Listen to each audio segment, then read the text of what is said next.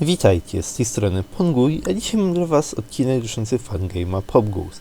Jak sami mogliście zapewne zauważyć, pojawił się w tym temacie ostatni, finalny teaser, który cóż, jest dosyć ciekawy. Zapraszam do oglądania. Zanim zaczniemy, informacja wstępna. Kane Carter założył stronę na Patreonie, gdzie można wspierać go i jego grupę w PopGoesie i wszystkich przyszłych projektach. Za $1 miesięcznie możesz otrzymać tapety, za $2 jakieś rendery, ilustracje, które stały się nieaktualne, zostały usunięte z fabuły, za $3 tzw. development pics, czyli jakieś szkice, bajery, za $4 można spytać o coś niezwiązanego z fabułą i otrzyma się odpowiedź, która jest nagrana, a za 5 promocja w jakiś sposób kanału czy czegoś. Oczywiście nie trzeba nic kupować, jeśli nie jesteś w stanie, to tylko bonus w przypadku, jeśli chcesz wesprzeć grupę. Niewiele tracisz, jeśli tego nie zrobisz, więc to w żaden sposób nie wymaga nic od Ciebie. Tymczasem przejdźmy do tematu odcinka. Nowy teaser i data wydania gry. To drugie jest znacznie krótsze, więc od tego zacznijmy. Data wydania gry została potwierdzona na 6 czerwca, inaczej 6.6. Dodatkowo sam Kane potwierdził, że 6 będzie tutaj dosyć ważna. Ale czemu? Cóż, w typowym FNAFie jest dużo 6. 6 zwykłych nocy, 6 godzin każdej nocy. Typowe 6 animatroników to Freddy, Bonnie, Chica, Foxy, Golden Freddy i Marionetka, czyli 6. Tak samo w PopGoesie jest 6 głównych animatroników, podczas gdy Black Rabbit rozwala się na 6 części. Nie wiem, czy da się z tego coś więcej wyciągnąć, póki co ja mam tyle przynajmniej. Ale przejdźmy do teasera. Przedstawią to samo biurko, przy którym pojawiamy się na trailerze, przy którym będziemy grać i jest dosyć ciemno. Na ekranie pojawia się, cóż, dosyć dziwna postać, która trzyma czarną tabliczkę i mówi "Calm down for me". Ta sama tabliczka pojawi się na banerze godzinę przed wypuszczeniem PopGoes Arcade, ale wtedy, cóż, nie poznaliśmy tego typa. Jest to diamentowy Stone, Wrona Stone i już ludzie zgadli jego imię na Reddicie, to Gemstone, coś takiego. W skrócie kamień szlachetny, jakaś sekretna postać podobna do Stone'a. Kim on jest? Ciężko powiedzieć, widzimy jednak, że prosi nas, żebyśmy się uspokoili, więc chyba jest pozytywnie nastawiony wobec nas. Tak mi się przynajmniej zdaje. Ten fragment to nagrywam oddzielnie od całej reszty, więc zapewne mikro będzie brzmiało inaczej jak to moje mikro. Ogólnie teaser nazywa się Transparency i okazuje się, że ten tekst pojawił się już w trailerze, już wcześniej. Tylko że ja myślałem, że to jest transparent, ponieważ w trailerze pojawił się Runs i Spar i pasowało, że to jest transparent, ale okazuje się, że to może być także transparencji, czyli nie przezroczysty, tylko przezroczystość. No i jak widzimy na trailerze, ten Gemstone pasuje do bycia przezroczystym. O, tyle. Ogólnie wygląda ciekawie, ale na tą chwilę nie jestem w stanie stwierdzić, kim tak naprawdę jest, albo kim tak naprawdę może być. Tymczasem na teaserze jest więcej. Pojawiły się 2 kartki. Ta po prawej widoczna była na trailerze, taki starek mały. Ta druga niby też, ale widzieliśmy tylko połowę informacji. Musimy zapamiętać kolory, więc to mniej więcej jakoś wyjaśnia nam mechanikę gry i zdaje mi się, że ma związek z Simon Says. Możliwe, że chodzi o te 5 przycisków pod monitorem. I o tym elemencie porozmawiamy sobie jeszcze później, podczas gdy teraz mamy 2 ostatnie rzeczy do omówienia. Szczerze, nie mam pojęcia, co na guziku Blake'a robi figurka PopGoesa. Możliwe, że jest to easter egg, taki sam jak ta kartka z uśmieszkiem. Możliwe, że jej pojawi się tu w teaserze jako głębsze znaczenie. Nie wiem.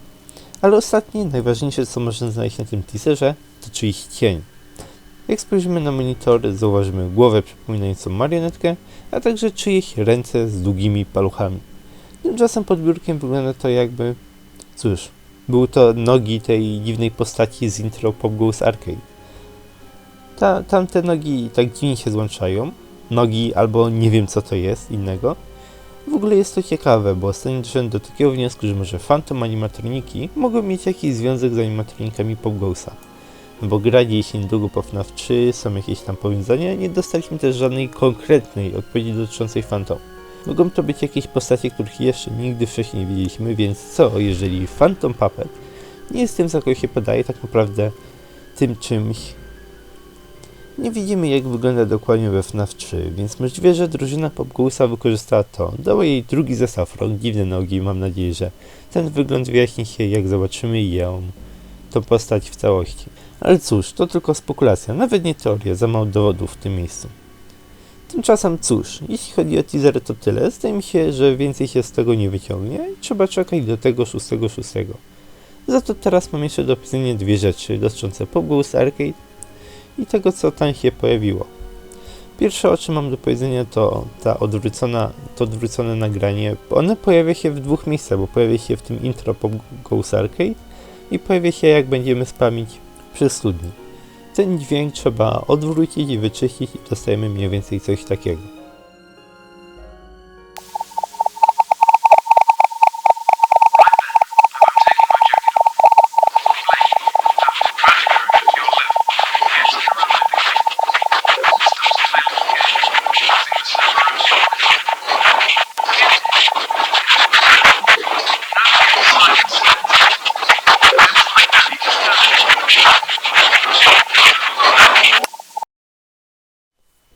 Razem z grupą skype'ową próbowaliśmy to jakoś rozwiązać i póki co wyszło nam tyle, co tutaj jest pokazane.